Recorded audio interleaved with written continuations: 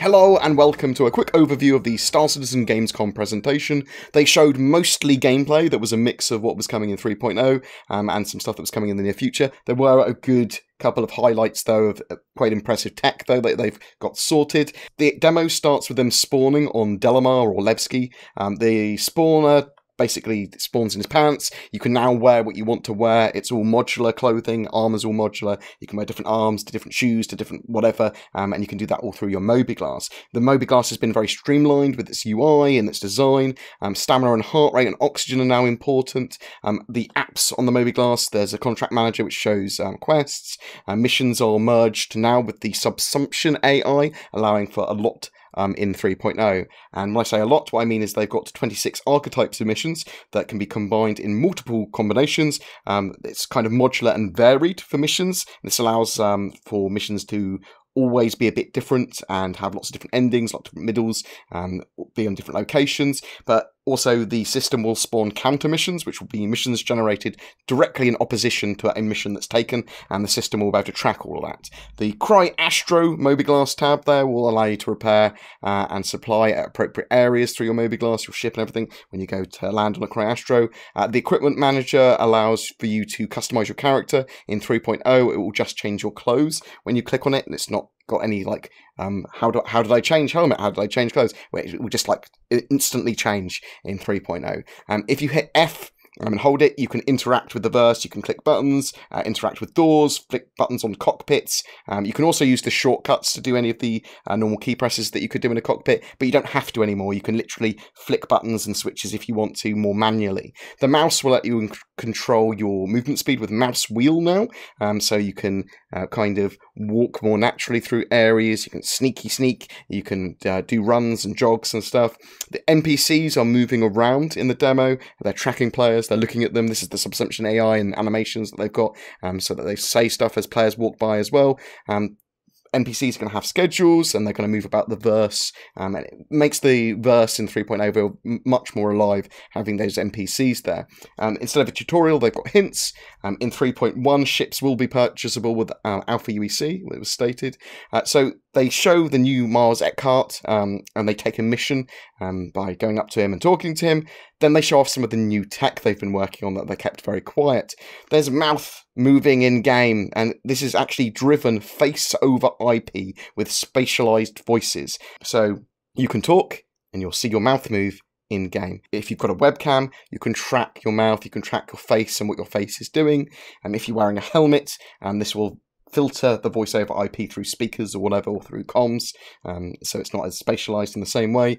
But Faceware is a company that drives their head rigs, drives this technology. It tracks really well, it tracks looked like where your eyes were moving and wrinkles. It was very impressive. Now Spectrum is going to be integrated into the game, and that's going to handle all of the back end for that face over IP and voice over IP stuff. So it's also going to handle parties, lobbies, organisation and more on that Spectrum integration.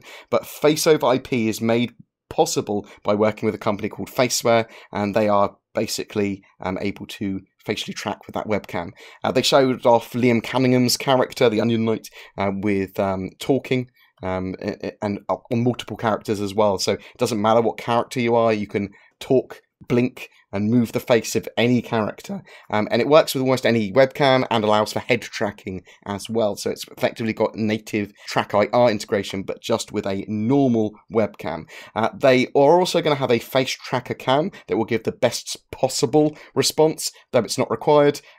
Chris did mention as well, obviously they've had problems with the HOTAS before, and they said they choose their partners better now. So hopefully that will come together. But if you're considering buying something that gives you face tracking better than a webcam, try your webcam first. If there's no need to buy anything, then there's no need to buy anything. There were some bugs with it, and it was quite funny. Like the faces were gurning, and you could see it was trying to track things and doing weird facial expressions. But some of the cool stuff you can do, You're able to hail people with your mobiGlas. You're literally able to call other players, and that facially go over as well. So you're literally able to talk to other players, see their mouths move, see them react, see the backgrounds behind them on their mobiGlasses as well, which is pretty cool. And this is the stuff they were working with. The render-to-texture tech now allows this. There's new shops in 3.0 with conscientious objects, allowing you to buy lots and lots of new gear, and you can use the mobiGlas to purchase stuff and to interact with items off the shelves.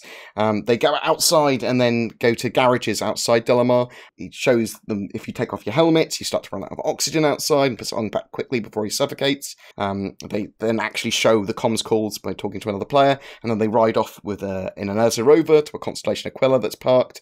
All the bridge crew of the Connie, they get into the seats there, they fly off into space. Delamar is a small planetoid, around 200 kilometers in size, but as we see as they zoom out, it is pretty huge as a thing, even if it's supposed to be this small object. Space looks much better than previously. They've really improved the visuals of space for 3.0, and there's lots of visuals there that are quite appealing. One of the players crashes, unfortunately, and one of the other players tries to take on the seat there, but the ship has actually had like a hard crash, and they do require a restart of the demo, which is caused some issues. They had to quickly go back through to this point that we're at now. But then, once they got that back on track, they do travel to Daymar.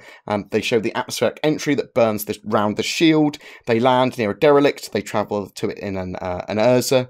And then they show some new animations for the Devastator shotgun. The derelict is freshly crashed and it's still on fire. They grab a black box, and then some other players attack them in a cutlass and a buccaneer. They take out the cutlass with a railgun, but it also seems to ram into a rock, which causes it to blow up. And then some other players come and assist them in an Idris. So the Idris lands, and it looks amazing. The massive play areas on planets now allow capital ships to land on them, which is pretty awesome. They had some issues driving the Ursa onto the ship. It was clipping through, and then the Ursa kind of collapsed and exploded. One of the players that was originally there, though, in the mission does run onto the Idris, and he gets a lift. The Idris then retracts its landing gear and flies into orbit. They had a quick break there because they needed to get the players that had died and weird things had happened to back on the ship. When they come back, they travel to Yella, and then Idris on Idris combat occurs. There is an enemy Idris there that was controlled by players, and fighters fly out and they fight each other. There's railgun shots, there's low frame rates, but the combat is pretty cool.